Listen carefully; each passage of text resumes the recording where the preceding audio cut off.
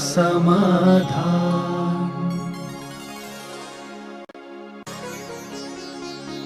नमोस्तु गुरुदेव। निश्चय सम्यक दर्शन 7वें गुण स्थान के बाद मुनिराजों को ही होता है, लेकिन व्यवहार सम्यक दर्शन में कई परिभाषाएं हैं। तो कौन से सम्यक दर्शन से हमारा चौथा गुण स्थान बनता है?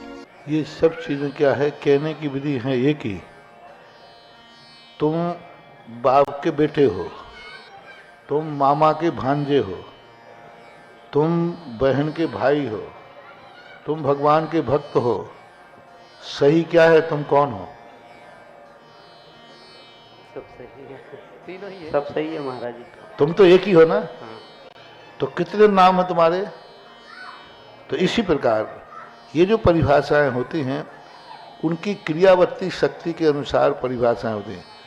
जब सम्यक दर्शन ज्ञान चारित्र की मुक्तता होती है तो वहाँ तत्व के सिद्धांत की बात आती है। जब व्यक्ति तत्व पर जाता है, देवसाद गुरु की बात होती है तो भी तत्व ही है, क्योंकि बच्चों को उधम कर रहे हैं। देखो, जब तत्व की बात होती है तो हम तत्व जानते ही नहीं है, हमें देवसाद गुरु के पास ही जाना पड़ेगा। तो देवसाद गुरु के निमित्त से ही हमें मिलेगा। तो जहाँ देवसाद गुरु आ जाए तो समझना चाहिए निमित्त की प्रधानता है। जहाँ तत्व की बात आ जाए तो कारण की प्रधानता है। जहाँ 7 प्रकृतियों के क्षय से उपशम की बात आ जाए तो कार्य की प्रधानता है। ये तीनों एक ही बात है। पहले निमित्त मिलेगा तो कारण का ज्ञान होगा, कारण मिलेगा तो हमें कार्य का ज्ञान होगा। तो ये तीनों स्टेशन हैं। अब किसी ने कह दिया कि भाई 7 प्रकृतियों के क्षय से उपशम का नाम सम्यक दर्शन है, उन्होंने हेतु को छोड़ दिया, निमित्त को छोड़ दिया। किसी ने कहा सम्यक दर्शन क्या, तत्वार्थ सिद्धानम सम्यक दर्शनम, तो उन्होंने निमित्त को छोड़ दिया। ये तत्वार्थ तत्व जो हैं ये आकाश से टपकेंगे क्या? ये तत्व कौन बताएगा? देवसाद गुरु बताएंगे। तो ये है, जब निमित्त की तरफ जाते हैं, चरणान योग निमित्त प्रधानी होता है, वो निमित्त को पकड़ता है। कर्म सिद्धांतवादी कारण को पकड़ते हैं, कारण को पकड़ते हैं, और उपादान प्रधानी कार्य को पकड़ते हैं। इस अपेक्षा से ये तीनों एक ही लाइन की चीजें हैं, बस विषय की सापेक्षता है। नमोस्तु गुरुदेव। आप ज्योतिषी हैं और भक्तों के लिए दुर्लभ हठ योगी हैं। कृपया बताएं कि पंचकल्याणक में जो सौधर्म इंद्र बनेंगे उनकी कुंडली कैसी होगी? पहली बात तो है कि मैं इसलिए नहीं सुन रहा था शुरू में, क्योंकि ये कहते महाराज ने दोनों हाथ लुटाया। मैंने एक रुपया ने सारी संपत्ति मेरी तिजोरी में है। अब ये पता नहीं, मैंने कुछ दिया नहीं और तुम्हारी झोली भर गई, इसी का नाम है अतिशय। जय हो, जय हो।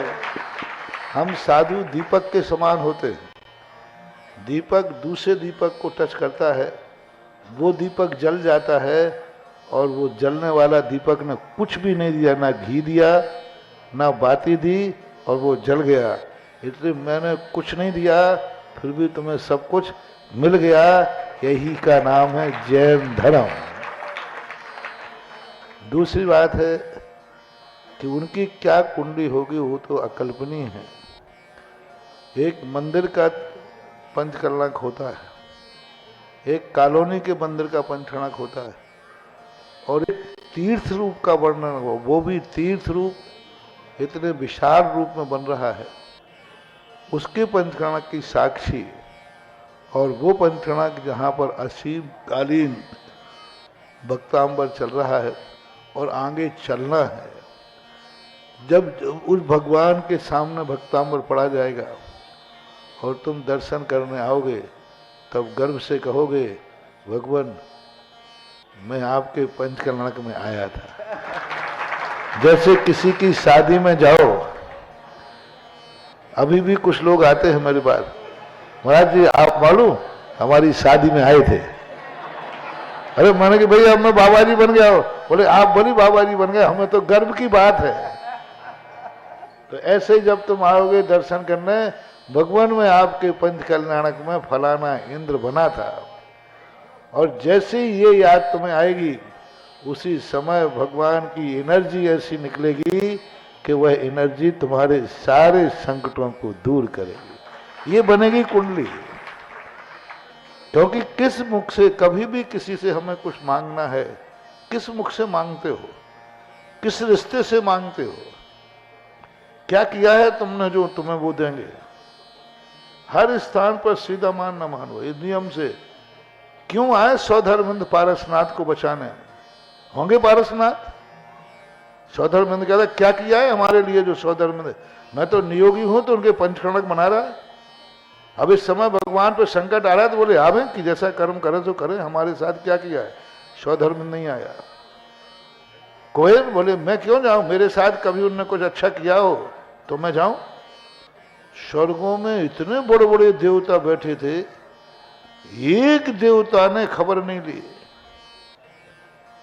क्योंकि उनके साथ उन्होंने कुछ किया ही नहीं, तो देवता सब चुप हो गए।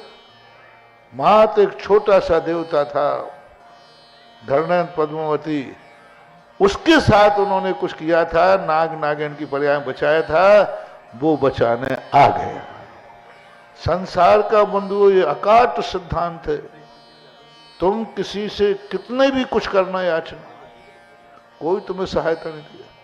कई गरीब कहते महाराज ये बड़ा आदमी है, इनको कहो ये सहायता करें। क्यों करें? क्या किया है तुमने उनके साथ? हम भी कह देंगे तो वो नहीं करेगा, क्योंकि तुमने जिंदगी में कभी उसके साथ अच्छा है, यहां तक कि तुमने उसके साथ अच्छे भाव भी नहीं किए, अच्छे भाव भी नहीं किए। किसी से हमें कुछ चाहिए है तो सबसे पहले रिलेशनशिप, सबसे बड़ा मोटिवेशन है महानुभाव, रिलेशनशिप। रिलेशनशिप का अर्थ ही नहीं कि तुम्हारे सांसारिक संबंध, हम उनके प्रति क्या करते हैं, वो तुम्हें खुशी क्यों दें, क्या कभी तुम उनकी खुशी में शामिल हुए हो? वो तुम्हारा दुख क्यों मेटे, कभी तुम उनका दुख तुमने मेटा है? भगवान हो, चाहे धर्म हो, चाहे गुरु महाराज हो, चाहे कोई भी हो, कभी तुम्हारे मन में भाव आया कि मैं मुनियों का दुख मेटूं? कभी मेटा? मेटा होगा तो ये आशीर्वाद काम जरूर करेगा, पक्का 100%। कभी तुमने भाव किया हो कि हे भगवान मेरी जिंदगी में कभी मैं मुनिराजों के दुख मेटने में कारण बनूं? कभी तुम्हारे मन में भाव आया हो कि भगवान पंचकर्म में आपके सुख में मैं शामिल हूं, आपका सुख, आपका महोत्सव, आपकी जयकार, आपका केवल ज्ञान आपको हुआ, दिवाली मैं बनाऊंगा, यह है उनके सुख में शामिल होना। केवल ज्ञान आपको हुआ है, दिवाली मैं बना, केवल ज्ञान आपको हुआ है, मिठाई मैं बांटूंगा। आहार महाराज का हुआ है, नाचूंगा मैं, यह है दिवाली। आहार किसका हुआ? भूख किसकी मिठी और नाच कौन रहा है? यह है पुण्य का कारण। आहार देना पुण्य का कारण नहीं है। आहार देना पुण्य का कारण नहीं है। आहार देने के बाद जो आनंद उछल रहा है वो पुण्य का कारण है। पेट महाराज का भरा है और भूखा पेट नाच रहा है, खुशी मना रहा है, वो है।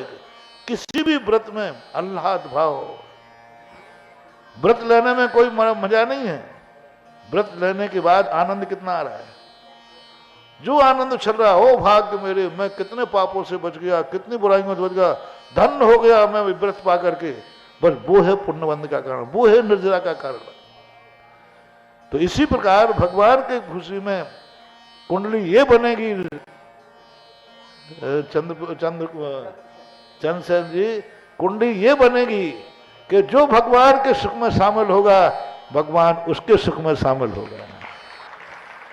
तुम भगवान के वैभव बढ़ाओगे, भगवान तुम्हारा वैभव बढ़ाएगा, कर्म बढ़ाएगा अपने आप, क्योंकि तुमने भगवान के वैभव में शामिल हुए थे।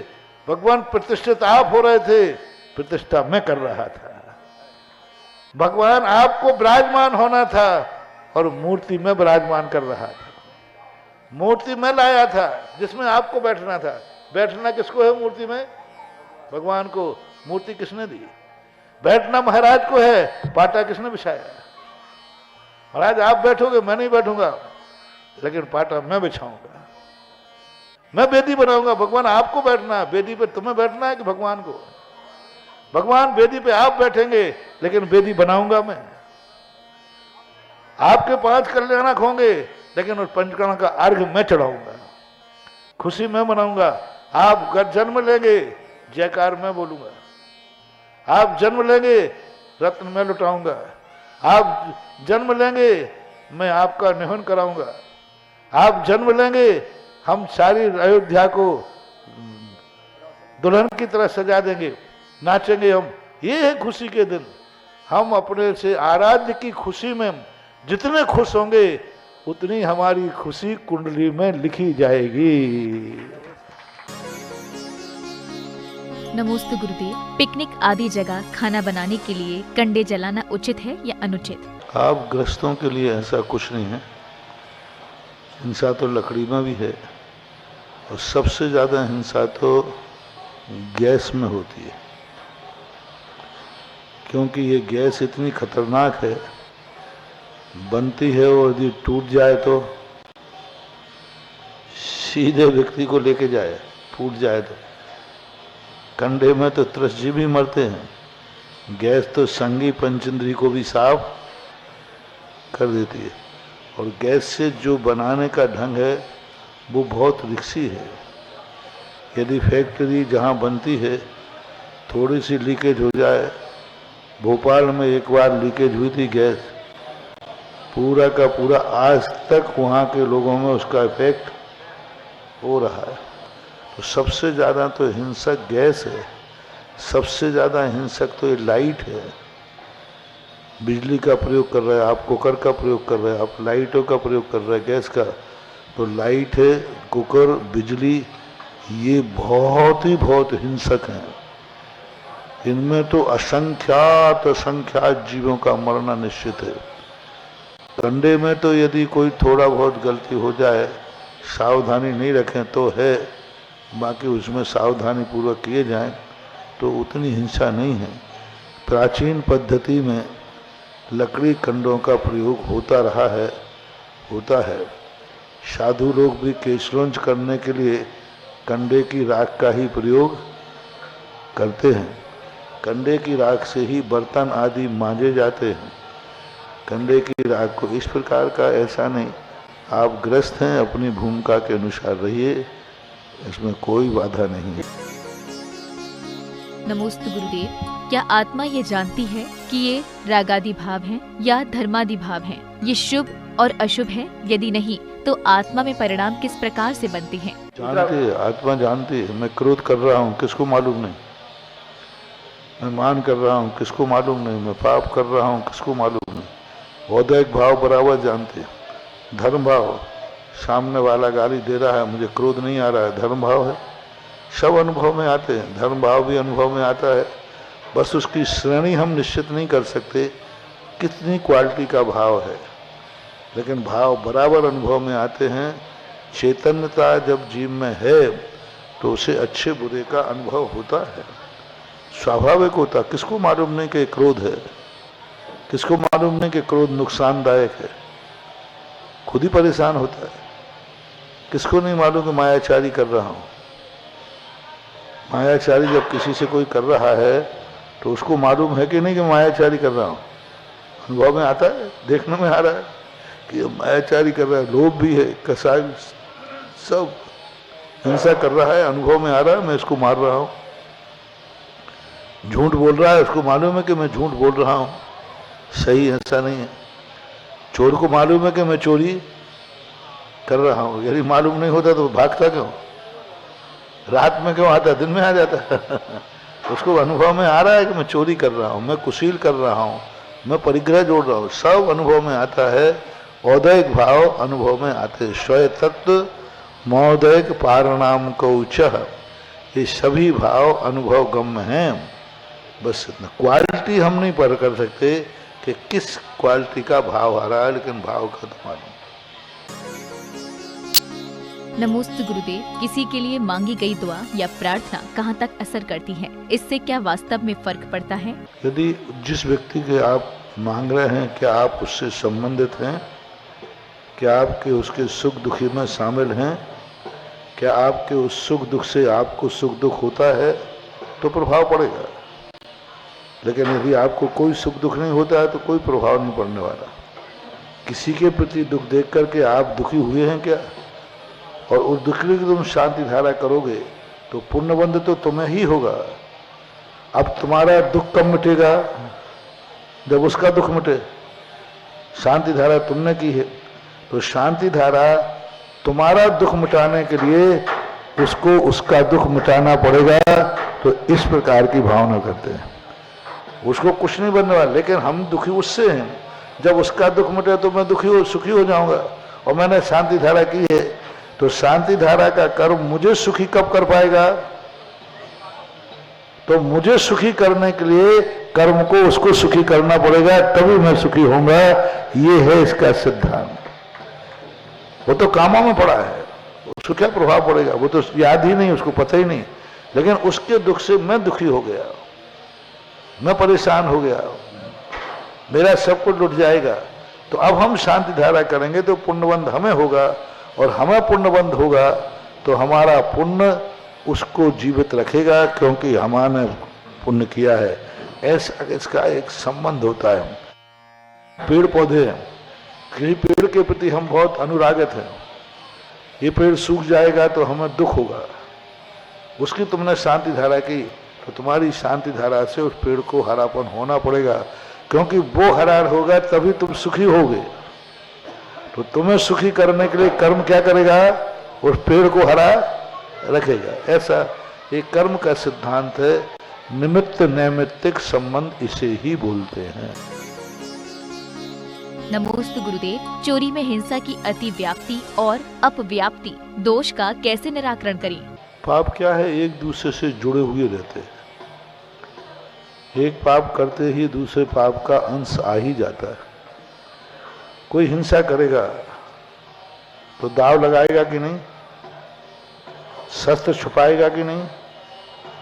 चोरी करेगी, महाचारी करेगी, और पर द्रव्य को अपना मानने का भाव करेगा तो कुशील हो गई। तो पांचों पाप। और दूसरी बार पूज्यवर भट्टकेर महाराज ने श्री मूलाचार्य जी में लिखा है कि अहिंसा के लिए ही ये 4 व्रत हैं। अहिंसा खेती है और ये 4 व्रत बाण हैं। बाण है चारों तरफ से अहिंसा व्रत की रक्षा के लिए। इसलिए ये 4 सत्य, अचौर्य, ब्रह्मचर्य और परिग्रह, ये सब अहिंसा की रक्षा के लिए हैं। अहिंसा को पुष्ट करते हैं, इसलिए ये सब अहिंसा में गर्भित हैं। ऐसा जो कथन किया जाता है अभेद नय से, ऐसा मान लेना चाहिए। क्योंकि बागड़ा किसके लिए लगाते हो? गेहूं के लिए, फसल के लिए। तो बागड़ा को भी फसल कह देना उपचार से तो कोई बाधा नहीं है। इसलिए 5 पाप पुरुषार्थ सिद्ध उपाय के अंदर पूज्यवर अमृतचंद सूरी महाराज ने कहा, राग द्वेषी हिंसा है। राग द्वेषी हिंसा है। अब झूठ में भी राग द्वेष है, चौर्य में भी राग द्वेष है, सब में राग द्वेष, सब में जहाँ जहाँ राग द्वेष है वहाँ वहाँ हिंसा है। ऐसी परिभाषा भी मिलती है, ऐसा मानना चाहिए। सुधा समाधान।